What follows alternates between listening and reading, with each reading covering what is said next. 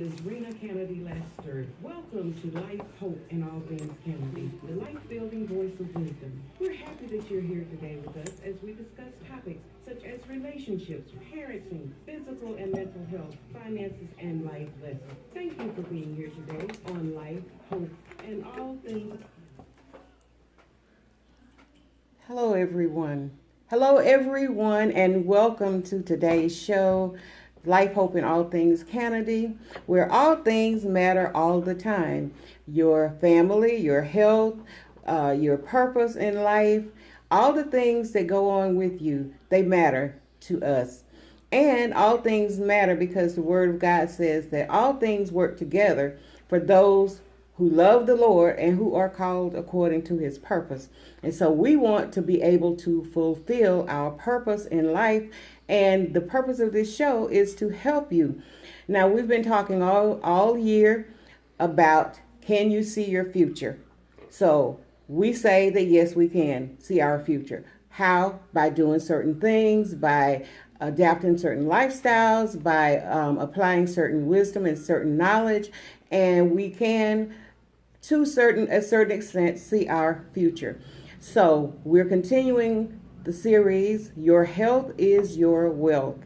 Your health is truly your wealth. And we talked about that on last week, and we are going to continue that discussion. My guest is Dr. Conrad Miller Jr.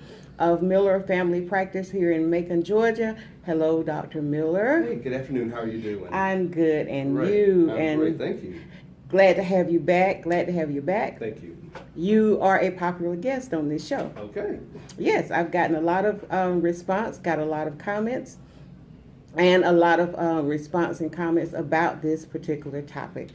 So we're looking forward to it. So let's just kind of back up a little bit and reiterate so that maybe some of those who didn't hear last week can kind of catch up a little bit. So can you basically tell us, what is diabetes? Well, I'm glad you asked.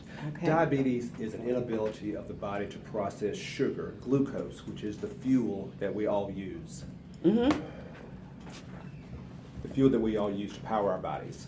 Okay. And we're going to basically, for I guess the sake of simplicity, talk more about the acquired type of diabetes, which is type 2.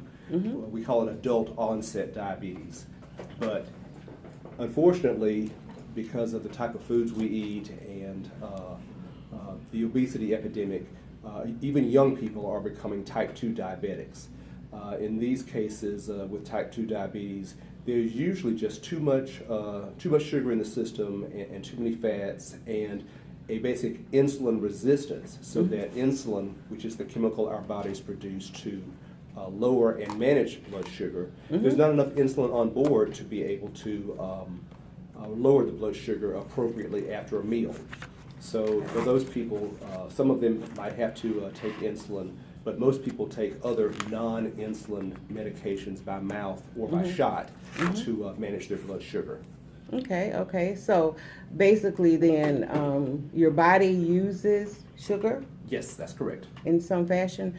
So why do we need sugar? Well, sugar is basically the fuel. So Okay. if you think about your body as a machine or your body as a car, then sugar's the gasoline.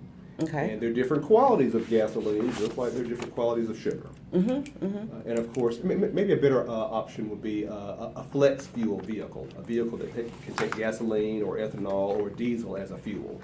So you can get all those different fuels at a pump at a gas station, mm-hmm. just like you can buy all kinds of food at a grocery store. Right. And right. those foods are of various qualities. Mm-hmm, mm-hmm. all the expensive foods tend to be along the periphery of the grocery store, and right. they design it that way. Mm-hmm. So the meats are in the back, the dairy is off to the side, the vegetables are off to the side, and all the really bad stuff for you is usually in the center of the grocery store. Right. Right. But, and that's where everybody hangs out. Exactly. That's where everybody hangs out. And what is the role of us being able to recognize those foods, and how do we recognize what are the healthy foods? What are the things that we should be eating when we're in the grocery store? Well, the foods that are highly processed are the ones that are bad for you. So if it comes in a can, that's bad. That's just automatic. Okay. The foods that are closer to their natural state are better.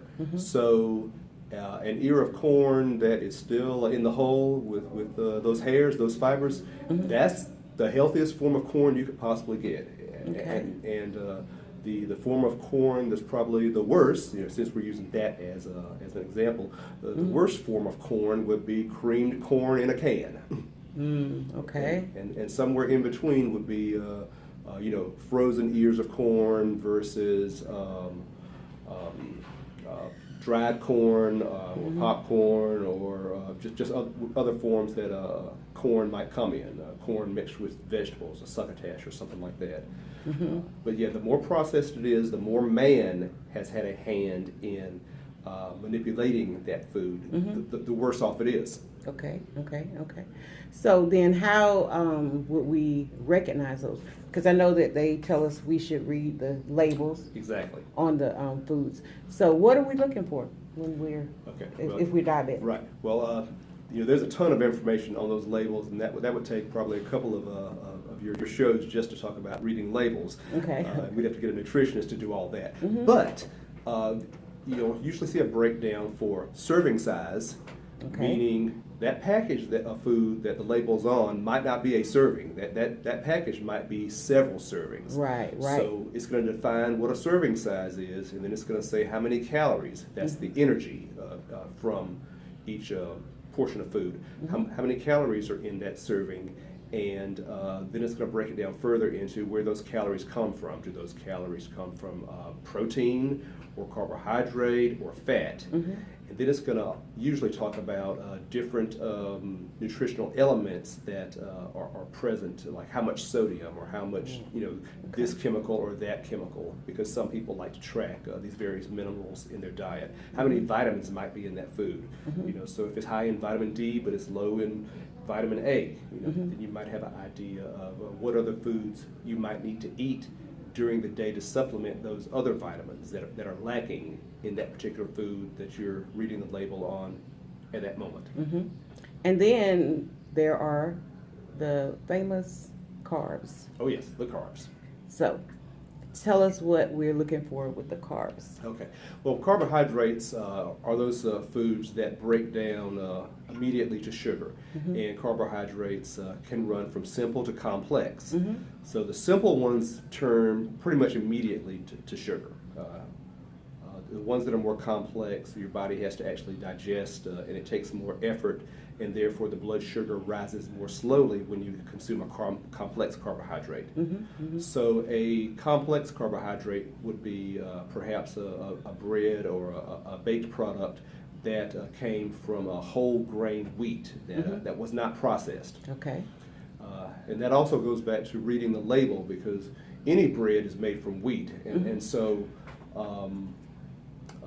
manufacturers will sometimes edge the truth by saying whole wheat, and then you have to look and see how do they define whole wheat. But the nutritional definition of whole wheat is wheat that is not finely processed. So it's only been lightly ground. It still has elements from the hull and the husk within that flour, whereas some companies might fudge the truth a little bit and use finely refined flour or white flour, and then reintroduce those elements back into it chemically. So that's not quite the same thing. It's the truth, but it's not the truth. So nutritionally, it's not what we... It's not the same. Right. Exactly. Okay. Exactly. Yeah. Nutritionally, if you consume one for a week and check your blood sugar, and consume the cheaper version for a week and check your blood sugar, you'll probably notice a difference. Okay. And there are some things, because I know you mentioned simple carbohydrates. Yes. So then there are some things that will elevate your blood sugar just right quickly. Yeah, exactly. Is that what you're saying? Right. I mean, things you wouldn't think of, like grits. Grits turn to sugar so fast that nutritionally they're the same as drinking a soda for breakfast. Oh my gosh. As depressing as that might sound for a Southerner, yes. Oh. Yeah. But they raise your blood sugar as fast as drinking a soda. So you just hurt my feelings real bad. I know. I heard it. Real bad. Right. Yeah. Because I love grits. Everybody I loves love grits. Exactly. So is there a healthy way to eat some of these things that we want to eat, though, like the grits? And the healthier way would be smaller portions. The healthier way For the grits might include mixing something in it that would slow the absorption down a little bit. So Okay. like a cheese grit, might actually be a little bit better because, the cheese and the fats and the oils contained in the cheese, even though they can be bad for you, but they actually would slow the processing of the sugar down because your body will be trying to digest all those elements at the same time rather than just that massive amount of basically sugar from the grits. So the addition of the cheese to the grits might actually help it and make it slightly healthier. Okay, okay. So, am I hearing you say then that to mix, say, maybe a protein of some kind? Because I've heard that With a simple carb, exactly. Okay. That's exactly right. All right. So then, if we were going to eat the grits, it's okay to have our fish. Maybe not the fried fish. Preferably not the fried fish. Okay. But have that meal early in the day so that you can kind of work those simple carbohydrates off. But Okay. but simple carbohydrates are bad worse later in the day. Okay. So speaking of later in the day, what about meals, say late at night? Because I noticed that sometimes my sugar is higher in the morning when I wake up if I Right. eat late. Right. What does that? That actually is a noted phenomenon. Not trying to be too scientific, but especially with a diabetic who takes insulin, they might have a lower dip of blood sugar deep in the night and that they might not notice. And for their body to keep things functioning, the body would break down and release sugar from the liver, and so that person will wake up with a high blood sugar. Okay. So when they get up at 6 or 7 o'clock in the morning, they had that meal perhaps at 9 or 10 or maybe 11 o'clock at night, and had their evening medication, and somewhere during the night the blood sugar might have dropped a bit, and then there's a rebound, because remember, our body stores sugar or stores fuel, because we just can't always depend on eating and there being enough on board at any one time. So our body will release sugar also to maintain a level to function. Okay, so it's going to release some even if I eat. It's going to release. Well, it won't release it if you eat because it's going Okay. to use what's been what's given stored. to it. Okay. Exactly. Okay. Exactly. Okay. So that's why when you're dieting or cutting calories to lose weight, you eat a little bit and that gets your blood sugar going, but then your body needs more because you're exercising and you're trying to be healthy. So your body releases more blood sugar that's been stored, as glycogen in the liver or from other sources that your body contains, and keeps you with energy to keep functioning. Okay. So also then our body is using the sugar and the liver is producing it so that it makes our brain function, our organs, Yes. and it keeps our body doing what it needs to do. That's correct. Okay. So it's the gas, it's the fuel, It's the fuel. like you said, it's the fuel for Right. this body and for our functions and to get everything going. Yes. So what I hear you saying then, the process or the problem is that when we have too much of it in our body That's correct. because we're eating things that we shouldn't, Right. or we're inactive, so it's getting stored Right. and not being used. Exactly, and it usually gets stored as fat, and then fat, of course, can be inflammatory, and of course that releases all these different chemicals. Because one thing that I guess is a common misconception is that fat is inert. Inert would be something that does nothing.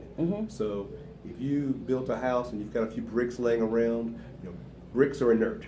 They do absolutely nothing. Okay. But fat is alive, it's dynamic, it's a chemical factory.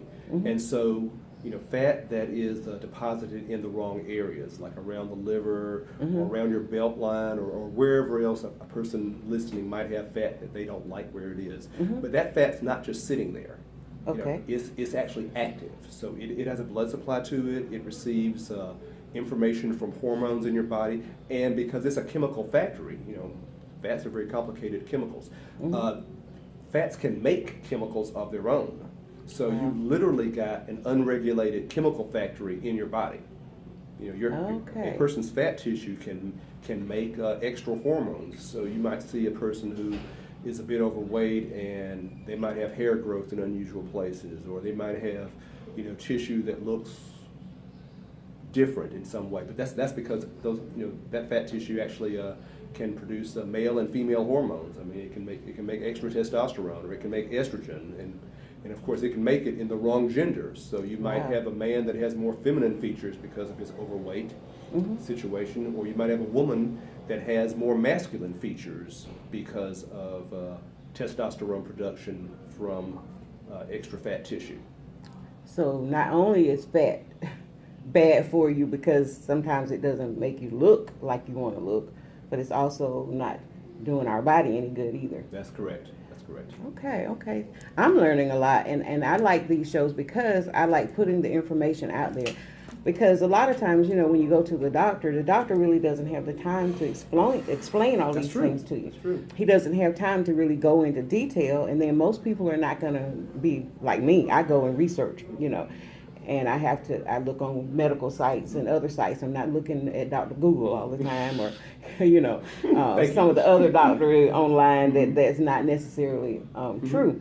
But to actually get the questions answered. So I like it that we're discussing it in a way that's hopefully easily understandable to people, so that they will be inspired to take some action. Okay. And that's the goal. Let me say that if there are any questions, or if anyone would like to have a question or input, you can call in on our line at 478-812-3045. 478-812-3045. So you can call in to the station, and we can get some of your questions answered, or talk some about diabetes with you. Now, the next question that I have for you is, what is the role of heredity when it comes to diabetes? What's the role of heredity? Definitely there is a role with the type 1 diabetes, which, as I said, is usually the one that is associated with an extremely young age of onset, the childhood diabetes. But there's definitely a connection with the adult onset diabetes as well. How much of that is